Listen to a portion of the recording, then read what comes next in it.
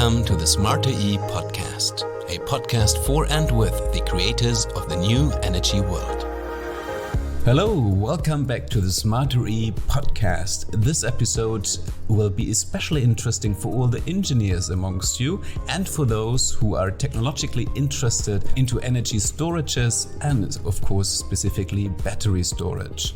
Because today, on the one hand, if you're new to the topic, we'll bring you up to speed on all the relevant technologies and application cases. And if you're already familiar with the topic, this is an opportunity to get an update into the latest insights and into the latest status quo when it comes to battery storage or energy storage technology. Before we start, I want to thank our partner for this episode, Fraunhofer ISE, one of the leading manufacturers of energy storage systems with only cobalt-free lithium iron phosphate batteries. Fraunhofer ISE specializes in offering advanced energy storage products and intelligent energy management solutions for private and commercial applications. As a pioneer in the energy storage market with lithium-ion technology, Fraunhofer ISE is pursuing the vision of making clean energy available to everyone in the world one day. I'm very happy to welcome Matthias Vetter, who is the head of department Electrical Energy Storage at Fraunhofer ISE, so the Fraunhofer Institute focused on solar energy systems. And as you know, Fraunhofer is world-renowned for not only working on research in the lab, but specifically for bringing this research then out into the field and getting hands-on. Welcome, Matthias. Hello, welcome. Thanks very much. Maybe let's start with a more broad question. That is, why is the storage topic getting more and more important when it comes to renewable energies? Well, now we are on the way to increase very fast our shares of renewables, and this means our shares of fluctuating renewables, solar and wind, and to be able to integrate even more of those fluctuating capacities, we need flexibility options. And one very interesting and promising flexibility option are battery storage in all their different applications. And then, secondly, we are also on the way on a transition in our transport sector and also for electromobility storage, battery storage, advanced technologies are the key component. So you've already touched upon two very different use cases, one being part of sort of the energy grid, the other being part as a mobile storage. Somehow they're also overlapping. I guess you cannot just talk about energy storage because the use cases are so different. So maybe you can tell me, like, from one extreme to the other extreme, the different type of battery storages. Well, absolutely. I mean, when we are talking in the stationary sector, we are talking about small battery storage, also called home storage systems, which are installed together with a photovoltaic system in single-family houses, for example. Then we are talking about storage for installing in districts, so-called district storage. Then we are talking about commercial industrial applications. They are bigger storage systems. Then we are talking about storage for isolated mini-grids, or also called microgrids. We are talking also about huge battery storage providing grid services in all the different ways. And then lastly, we are talking also about storage, which are connected directly with huge wind parks and huge solar parks to be able to feed into the grid accordingly to the current demand. So before we dive into the different features that batteries in this context need to have, I would just quickly want to ask you for numbers. When you say small, as in like a home storage, what's small, what's the middle range, and then what's like really the maximum capacity? Well, when we are looking on typical German residential applications and we are considering that something like 5 or 6 kilowatt peak are installed on the rooftop, then typically for 1 kilowatt peak installed photovoltaic, we need 1 kilowatt hour of storage. So this is more or less a rule of thumb, and this means such a 5 or 6 kilowatt peak photovoltaic system is installed together with something like a 5 or 6 kilowatt hours battery. When we are talking about district systems, we are talking about a couple of 100 kilowatt hours. When we are talking about the CNI application, could be also a couple of 100 kilowatt hours, but could also be in the range of a megawatt hour or even more. And when we are talking about huge systems for providing grid services, it could be a couple of megawatt, depending always what is the application exactly, how much megawatt hours are providing the couple of megawatt. And when we are combining it with huge wind parks and huge photovoltaic parks, then it's also in the multiples of megawatt or megawatt hours, depending on the application and whether it's more power storage or whether it's more an energy storage. So maybe we can pick 3 use cases: mobility, industrial, and then isolated island networks, as we say in Germany, so insular networks. When it comes to mobility, that's where energy density is very important. And for those who are new to the topic, energy density, as I understand it, means that you have a high energy, but very lightweight and very minimal space that the battery uses. Is that correct? Exactly. I mean, when we consider, for example, a car has limited space. Therefore, we need high volumetric energy density. But for sure, we also want to have a car which is not too heavy. And therefore, the battery itself has to be lightweight, as much as a battery can be lightweight. And this is why we, as also other institutions, are working strongly on technologies where we can increase the gravimetric as well as the volumetric energy density for battery cells and therefore for the battery system. This is one of the focus areas, the further developments are going. One quick question here, because apart from mobility, where this really has to be taken to an extreme is when it comes to air caps. So, or like Volocopter or Lilium, these startups working on flying people maybe in this 300 kilometers range in between cities. They really depend on the batteries delivering on the lightweight and the high energy. Are their estimates realistic from an engineer perspective? Starting with a comment on this market segment in general, it's obvious that this is the most challenging one when we are talking about electrification or hybridization of aircrafts. And I think these applications of Lilium and others are the right starting point to get this transport sector electrified. And I would say with today's battery technologies, but also with evolutionary improvements, this market segment can be really addressed with our batteries. Cool. Thanks for that little excursion. I know that for an industrial use case, for example, the Fraunhofer Institute is using a combination of a solar PV and energy storage on site. And then I know you've also been involved in a case in Puerto Rico. So maybe you can compare these 2 cases and the different ways that batteries are being used there. We are moving our whole battery activities into a new building which has under the same rooftop material, cell, system, research, as well as also testing and validation of cells, modules and systems. And for sure, this building has a PV system on the rooftop. And for sure, this building will get also a big battery. So we will have our own PV battery power supplies for our new facility. And this reduces a very expensive grid connection extension. This can be avoided, and we can showcase that with today's technologies, photovoltaic battery systems, it's not only an environmental issue, but it also supports and stabilizes the grids as it is in our case. So this is a quite nice example for this market segment, commercial, industrial. And then you mentioned on islands. So in Puerto Rico, as an example, or on other islands, a stable power supply is very often quite challenging.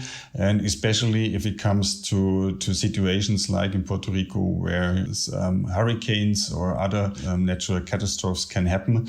To rebuild the power supply is very expensive. On the other side, renewables, decentralized renewable power supply systems are very economic and competitive today, especially in those applications. And the storage, for sure, is then the key component to have highest renewable shares and a stable power supply. And what's the question there, which is currently under discussion, will be there implemented decentralized mini-grids, or will those decentralized capacities interconnected with the national grid and providing as a kind of a microgrid power in normal operation mode. And in case of a hurricane or other problems which might occur in the grid, those microgrids can go kind of off-grid and build up their own isolated mini-grid. So, and this improves the reliability of power supplies. And again, the storage here is also the key component. So we've already talked about energy density, we've talked about reliability, about the age and longevity. I guess other criteria or indicators are performance as well as safety. So in what case are they relevant? I mean, it's quite obvious that battery system has to be safe. And we have to say that a lot of technologies are new on the market. The ramp up is really, really fast. And what we have experienced, we are here quite active worldwide in supporting with quality assurance measures. We have experienced that certain products sold have problems in the field of safety. So therefore, safety testing is quite important. But the second step is then also reliability. The systems have to work properly. All the different components of a system have to work properly together. And not only in the status new, but also when they are aged. And for example, with certain battery technologies, an increased heat production could happen because of an increased inner resistance over the years. And then a simple question arises, is the cooling system really able to cope with the increased heat production or not? So these are issues which are, this is the base, this is the homework which has to be done in terms of safety and reliability by the providers of battery storage solutions. And then performance is then the next step. Performance, we're talking about efficiency. So high efficiencies, it's not quite complicated to explain. We want to lose as less as possible energy when we are storing it, knowing that 100% efficiency is not possible, but we can still, and this is still an engineering task, to reduce the losses. But the second point is then effectiveness.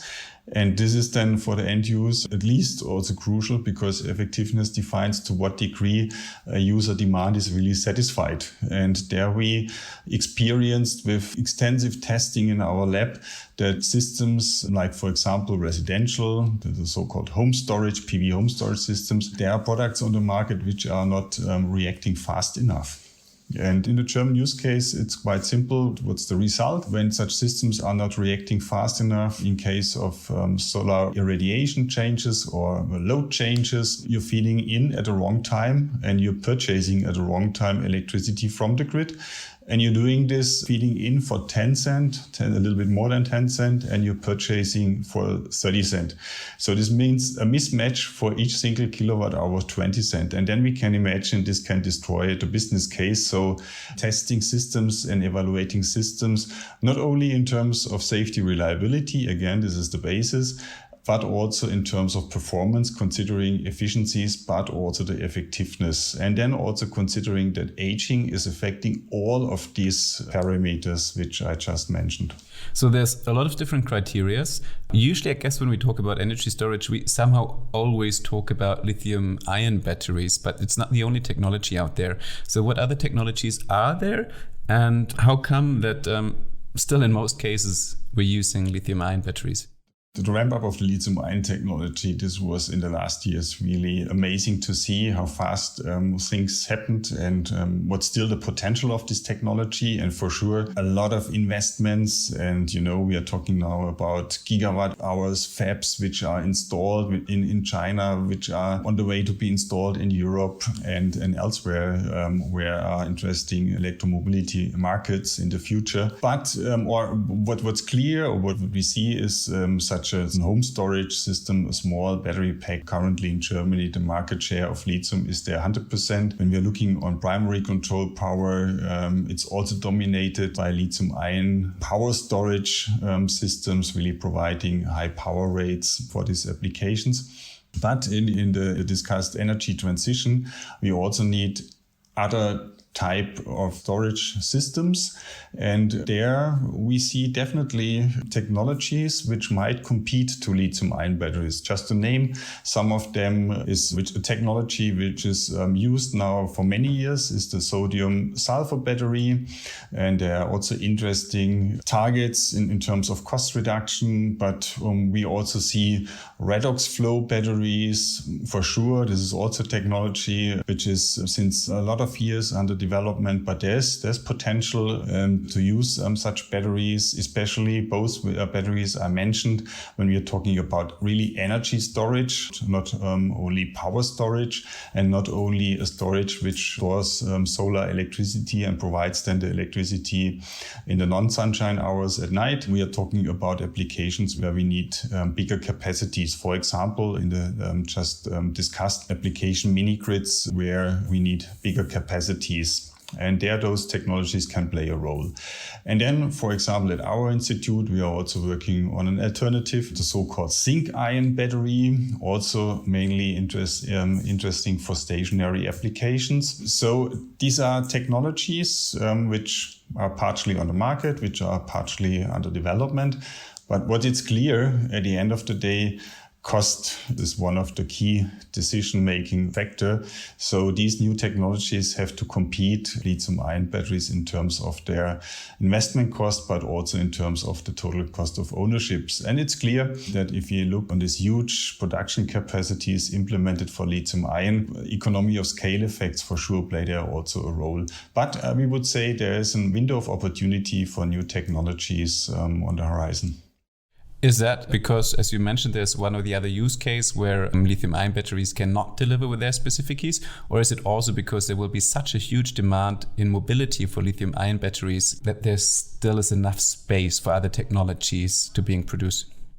Lithium-ion batteries are suitable for almost all applications. The question is not whether they are not suitable in certain applications. The question is, are there battery technologies which are even better suited for those applications? And there we see, as I mentioned, we see certain, let's say, niche markets maybe currently because of the size of those market segments, but they are there and there other technologies have a chance. The issue is, as you mentioned, that when we see this huge market ramp up in the field of electromobility, it could be that high-quality lithium-ion battery cells are completely occupied by the market demand of the OEMs and in the field of passenger cars, but also in other electromobility applications. And currently we are talking about electrification of almost all transport segments. So it's not only the passenger car, it's the bus, it's the truck, it's even the maritime sector. So ferries, ships, maybe not all electrified, not all pure battery electric, but maybe hybridized. So the demand of electromobility for high energy density battery cells and these other lithium-ion battery cells could be that big that it could happen that there's a shortage of high quality lithium-ion battery cells for stationary applications. It could be, it depends strongly on the strategies of the lithium-ion battery cell manufacturers and also of the lithium-ion battery pack manufacturers. Due to our international activities, we experienced that some niche markets, they have been sold low quality lithium-ion battery systems and they were damaged, not working properly, and in the worst case also people have been harmed. And what we get then as a feedback, as long as in those niche markets only low quality lithium-ion batteries are sold, we stay with the good old lead acid battery. This could be one solution, but it could be also a solution that those just mentioned new technologies have a chance to exactly go into those niche markets. But for sure, the lithium-ion battery in such markets will not disappear. I just want to mention that unfortunately we see that in those niche markets some low quality battery systems have been sold, and this is what we definitely do not want to see. With Fraunhofer, you're very close to all the research being done. And from a technical perspective or an engineering perspective, what exciting things are in the making that will be on the market in the next coming years? What's happening currently is with the nowadays used lithium-ion battery. On the anode side, we see more and more silicon to be used. I mean, not pure silicon, but more and more fractions of silicon. And this allows us higher specific capacities and therefore on a cell level, higher specific energy densities. And this is not a revolutionary step, but it's evolutionary improvements. And this is what I see in the next years coming out of the lab into the market. And this is really, really promising. Will fulfill already a lot of tasks in the electromobility sector. And then second, it's the very famous solid state. Could be also named as the holy grail of the battery research and development. New cell concepts, which is still using lithium, but which is metallic lithium on the anode side. And this allows us really then the highest energy densities. And for sure, this will take quite a while. But in my opinion, and maybe the others which have maybe a different view on this, but I would say by the year 2030 and after. But I mean, this is from now 10 years. I mean, in what scale? This is the question. In what scale it's needed for the different segments? Because for sure, highest energy density battery systems has to compete also with the standard battery systems, with the standard lithium-ion battery in terms of the cost. So it's, in my opinion, currently unpredictable. What are the realistic cost targets in the field when we have market entry? But again, also here I see economy of scale effects, and then it will be on a cost level competing with the standard lithium-ion battery. And then the market is defining the requests on the market, how many gigawatt hours of highest energy density batteries are needed. When we are talking about aerospace, definitely there it's needed. So maybe as a closing question to wrap it up, obviously all around the world, countries have very ambitious goals to become carbon neutral. In the EU, for example, we want to become neutral by 2050. In the whole energy transition, energy storages, batteries play a crucial role. What, if it doesn't happen, why? Is it because of engineering reasons? Because we haven't developed the necessary tech yet? Is it more financial or regulation reasons? What is your opinion on that? We are participating in a lot of discussions on a national and international level. In my opinion, technology is there. Technology can be still improved. We discussed about energy densities, about calendar cyclic lifetime. We are talking about efficiencies, effectiveness, and no doubt about that, about safety and reliability. But those topics we engineers and researchers can solve. The biggest problem, in my opinion, currently is for accelerated market ramp up is the not adapted regulatory framework, which unfortunately destroys currently a lot of business cases. If you look on publications, we see 13 different business opportunities for battery storage. And most of them are not working because the regulatory framework is not adapted to the new technologies, to the possibilities which new technologies are offering. And this is really a topic which has to be solved fast. Otherwise, this fact will be a bottleneck for the next step of energy transition. And as I mentioned in the beginning, battery is one of the key flexibility options for achieving the next step, integration of fluctuating renewables. Thanks a lot, Matthias, for all these insights. Thank you, also. Thanks very much. So as we heard, the battery technology is up to the task, whether it's about powering cars, whether it's about feeding energy from solar PVs into the grid, whether it's buffering energy, or whether it's in huge storages for industrial use cases or wind parks. The technology is there to deliver.